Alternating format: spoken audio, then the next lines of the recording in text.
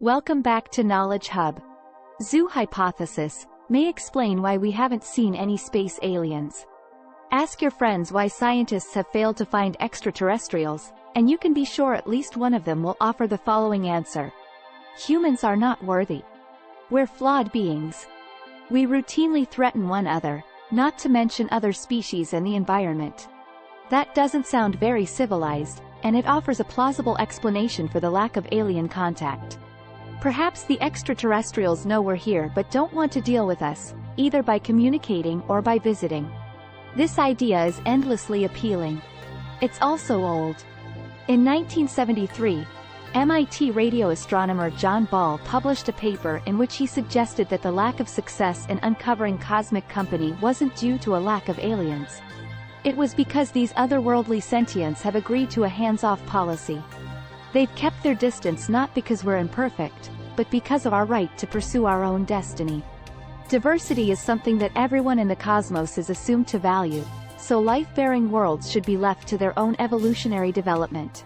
It may occur to you that Ball's idea sounds something like Star Trek's famous Prime Directive, which forbade spacefaring members of the Federation from doing anything that might interfere with other cultures or civilizations, even if that interference was well-intentioned. The MIT astronomer was proposing that we've failed to make contact with aliens not because we're unworthy, but because we are worthy, the way endangered eels are. Ball went further, proposing that we may live in a metaphorical zoo, a kind of cosmic Eden.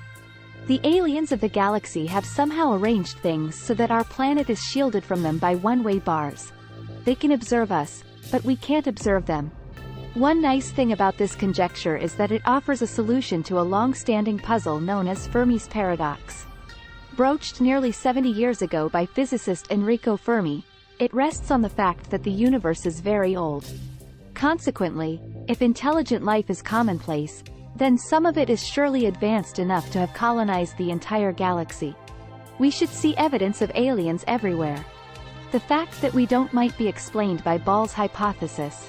We're being deliberately isolated. The zoo hypothesis has been in the news recently because it also provides justification for an activity known as METI, short for Messaging Extraterrestrial Intelligence. Simply stated, METI practitioners transmit radio signals into space with the hope of provoking a response from any aliens who might pick them up.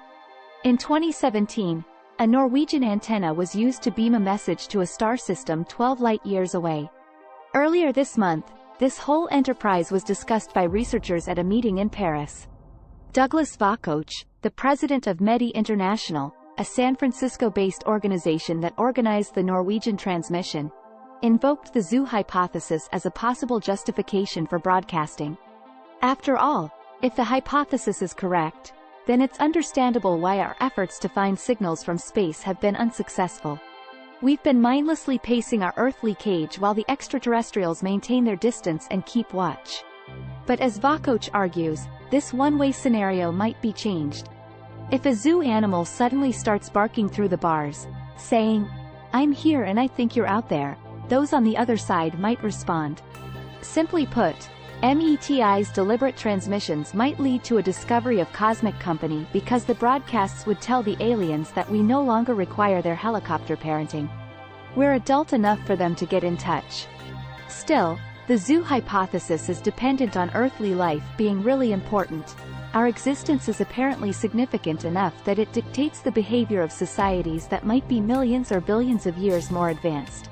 And Ball's idea requires a galaxy-wide compact to keep all evidence of intelligent inhabitants, radio signals, laser flashes and even the construction of easily detected megastructures, from being visible by Earthlings. How would you do that, even if you're a highly advanced alien?